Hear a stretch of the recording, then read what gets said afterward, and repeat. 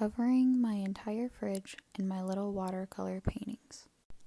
This is the first video of my new series where I try new hobbies and try to incorporate more things into my everyday life that bring me joy so corporate life doesn't consume me. I bought a mini watercolor palette to try to get more into painting. I'm currently working to cover my entire fridge with my art, so let me know what I should paint next.